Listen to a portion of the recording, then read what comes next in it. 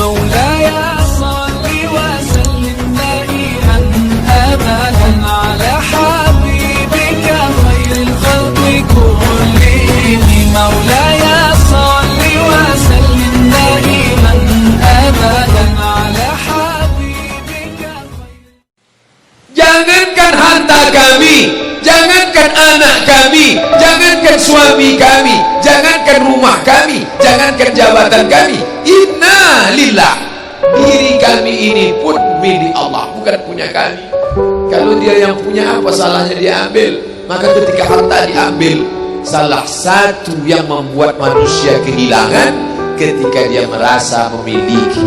Ini punya saya, ini milik saya. Kalau orang sudah terlampau memiliki, maka ketika hilang muncul kekecewaan. Maka jangan pernah merasa memiliki hak mutlak. Ini rumah punya siapa? Rumah punya saya, namanya nama saya, tapi itu titipan Allah. Kapan dia mau diambil? Kalau yang menitipkan mengambil, tempat penitipan barang, kita cuma tukang jaga. Pak, titip helmnya, ya, ini nomornya. Pak, titip mobil ya, ya, ini parkirnya. Pak, titip HP ya, ya, ini. Pak, titip tas ya, ya. Kita cuma penjaga barang titipan. Lalu ketika pemiliknya mengambil, kenapa marah? Orang bukan punya kita kok. Ketika salah sangka, makanya kita ini selalu sering salah sangka. Kita sangka punya kita, padahal bukan punya kita. Makanya ujung surat Al-Baqarah, baca setiap hari.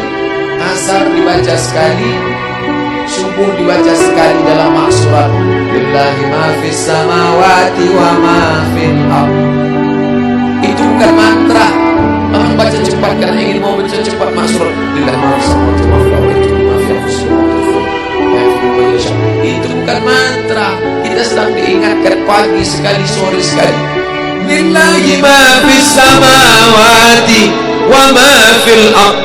Apa yang di langit, apa yang di bumi, lillah, bukan punya kamu. Kenapa? Kalau sampai kita katakan punya kita, lalu ketika dia hilang, kita stres, kita depresi. Orang yang kehilangan anak, dia tidak sedih. Kenapa? Karena itu pergi duluan, nanti dia akan menyusul belakang. Suami kehilangan istri, dia tak sedih. Kenapa?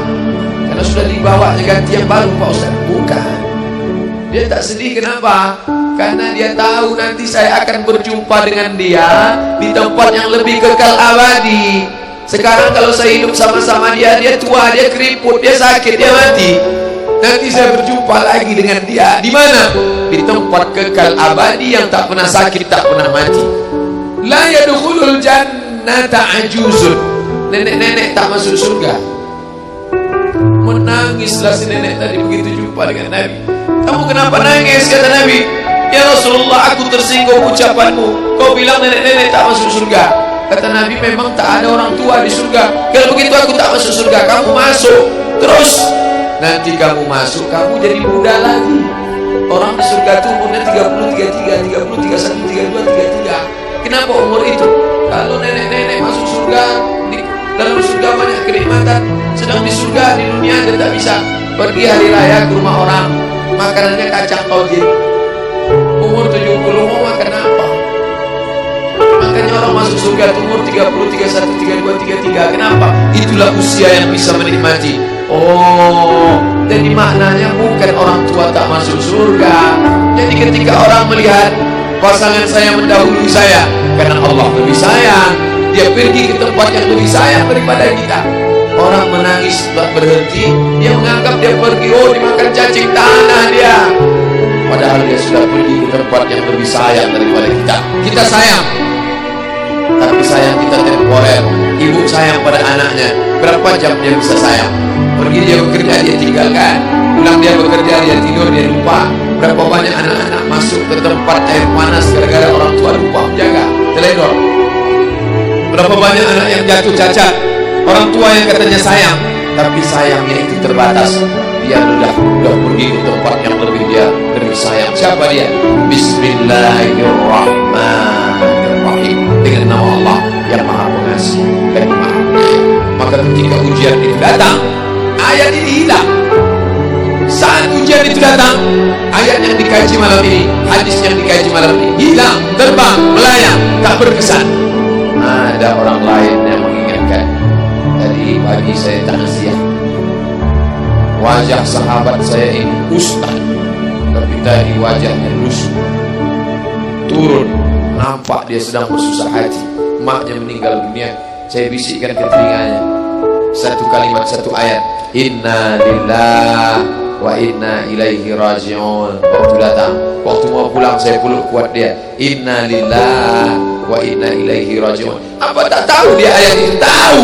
Dia ustaz, dia sering menceramahkan ayat itu, dia hafal ayat itu. Kenapa ustaz ingatkan? Hari itu ayat itu hilang dari kepalanya. Yang terbayang adalah wajah ibunya yang dulu membesarkan dia 9 bulan 10 hari menyusukannya, 2 tahun membesarkannya, 9 bulan 10 hari mengandungnya, 2 tahun dia susukan, mengalir darah si ibu dalam badannya. Saat melihat ibunya terbujur kaku, hilang ayat itu, hilang hadis itu. Datang orang lain mengingatkan dia, ditepuknya bahunya, wa basyiris sabirin, berikan kabar gembira kepada yang orang sabar, alladzina idza asabatuhum musibah, ketika ujian itu datang, qalu, mereka berkata, inna lillahi wa inna ilaihi raji'un. Tapi tak semuanya tahan, tak semuanya kuat. Ketika ujian itu datang, as-sadmatul ula, innama as-sabru fi sadmatil ula, pukulan. Ketika pukulan itu datang, bergoncang. Berapa banyak orang bercerita, Pak Ustaz, ketika sampai berita itu rasanya lunak tanah ini dipijak, Pak Ustaz, bergoyang dunia ini, Pak Ustaz. Pukulan yang sangat kuat. Dan tak jarang ketika pukulan itu datang bertubi-tubi, akhirnya dia mulai senyum. Selama ini nengok orang lewat sini, lama-lama nengok oplet lewat sini. Apa yang dikatakan Allah Subhanahu wa Ta'ala? Apa maknanya? Tidak ada tempat bersandar yang paling kuat kecuali dia. Bersandar di sebatang pohon, pohon akan laku.